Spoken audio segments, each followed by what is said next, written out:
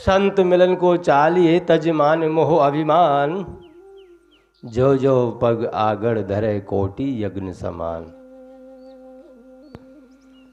एक बार की बात है, राजा युधिष्ठिर ने अश्वमेध यज्ञ का आयोजन किया है।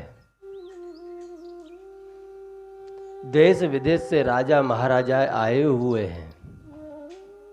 सभी संत वृंदों को बुलाया गया है। अब ऋषि को जब आमंत्रित किया तो उन्होंने युधिष्ठिर के सामने एक शर्त रख दी। शर्त क्या थी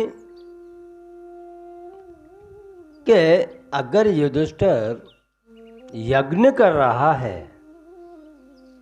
तो 108 यज्ञों का फल मुझे अर्पण करे तो मैं भोजन करने के लिए जाऊंगा, अन्यथा नहीं जाऊंगा।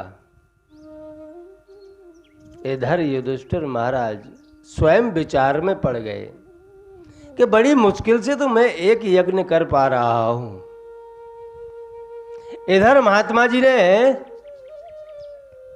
108 यज्ञों का फल मांगा है, और जब तक मैं महात्मा जी को भोजन ना कराऊं तब तक मेरा यज्ञ सफल नहीं होगा।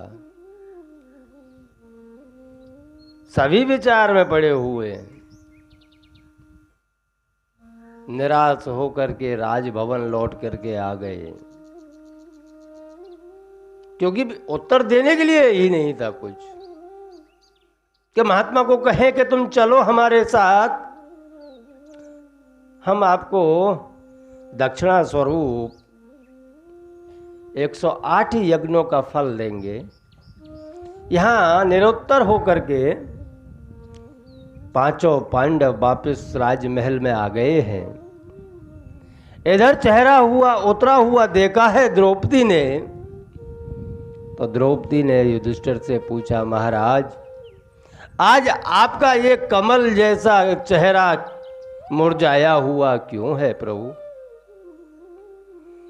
तब युधिष्ठिर ने कहा कि हे पांचाली, हम महात्मा को आमंत्रण देने के लिए गए थे, लेकिन महात्मा ने 108 यज्ञों का फल मांगा है। अब 108 यज्ञ करने में हमारे पूरे जन्म निकल जाएंगे, फिर भी 108 यज्ञ पूर्ण नहीं हो पाएंगे, तो हम उन्हें कहाँ से देते? द्रौपदी बोली, इसमें कौन सी बड़ी बात है, दे देते। तो युधिष्ठिर बोले कि क्या बात कर रही हो पांचाली, आप स्वयं विचार कीजिए कि एक अश्वमेध यज्ञ करने में हमारा पूरा राजपाट लग गया, तो 108 कब पूर्ण होंगे? तब द्रौपदी बोली कि अगर उन महात्मा को मैं लेकर के आऊं तो पांचों पांडवों ने कहा कि इससे अति उत्तम तो कौन सी बात हो सकती है। अगर आप स्वयं महात्मा को लाएं तो हमारे लिए तो अच्छी ही बात है। तो पांचाली गई, महात्मन को कहा कि प्रभु हमारे यहाँ अश्वमेध यज्ञ चल रहा है, सभी संतों को हम आमंत्रित कर रहे हैं, और आपको भी आमंत्रण है कि कृपा करके आप भी हमारे यहाँ प्रसाद आरोग्य के लिए आइए। तो जो शर्त पांचों पांडवों के लिए महात्मा ने रखी थी, वही शर्त पांचाली के सामने रखी कि मुझे 108 यज्ञों की आहुति का फल प्राप्त हो तो मैं आपके यहाँ भोजन करने चलूं। तो पांचाली ने, द्रौपदी ने बड़े ही सहज विनम्र भाव से संतों को कहा महात्मा को बड़े विनम्र भाव से कहा कि ये मैं नहीं कहती महात्मन, के शास्त्र कहते हैं कि अगर किसी महात्मा के आश्रम में अथवा जहां महात्मा विराजते हो वहां कोई भक्त सारी चीजें त्याग करके निश्चल भाव से एक एक कदम अगर उधर को बढ़ाए तो एक कदम कोटि यज्ञ समान होता है। तो प्रभु आप खाली इतना विचार कीजिए, मैं निश्चल भाव से ही आपके दर्शन के लिए आई हूं, आपको आमंत्रण देने के लिए आई हूं। मेरे अंदर कोई पाप दंभ पाखंड कुछ नहीं है, कोई दिखावा नहीं, कोई अहंकार नहीं। एक एक कदम पे मैंने आपको याद करते करते कदम रखे हैं। तो फिर आप एक काम कीजिए, उसमें से आपके 108 यज्ञ का फल आप स्वयं रख लीजिए और जो बाकी के बच्चे हैं वह वापस हमें दे दीजिए। महात्मा जी को पांचाली की बात बहुत सुंदर लगी कि नहीं, अगर गुणवान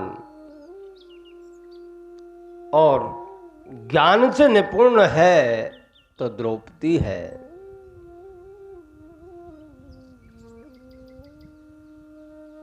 कि इसने मेरा मन भी जीत लिया और 108 यज्ञ का फल भी मुझे दे दिया, बाकी के फल भी आप स्वयं रख लिए। तो महात्मा बड़े ही प्रेम से वहां यज्ञ में आए और यज्ञ को सफल बनाया।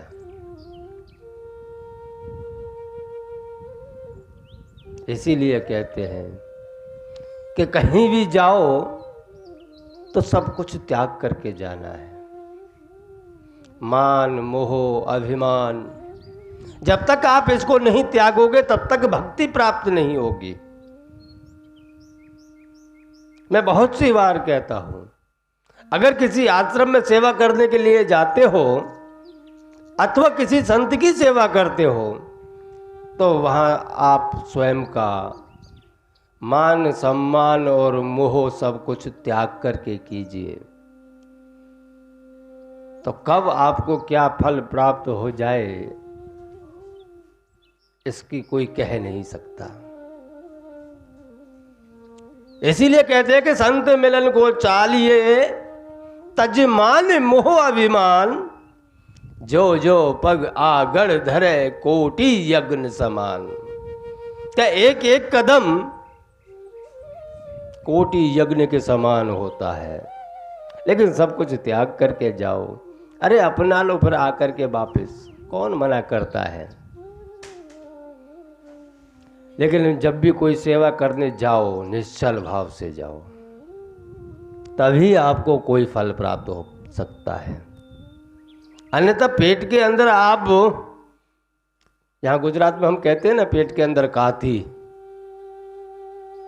अपने हिंदी में भी कहावत है क्या मुंह में राम बगल में छोरी। क्या आप अंदर से कुछ हो बाहर से कुछ और। ये दिखावे की दुनिया छोड़ दो भैया, तभी आपको कुछ प्राप्त हो पाएगा, अन्यथा कुछ प्राप्त नहीं हो पाएगा। आप वहम में रह जाओगे और वहम ही वहम में जीवन व्यर्थ निकल जाएगा।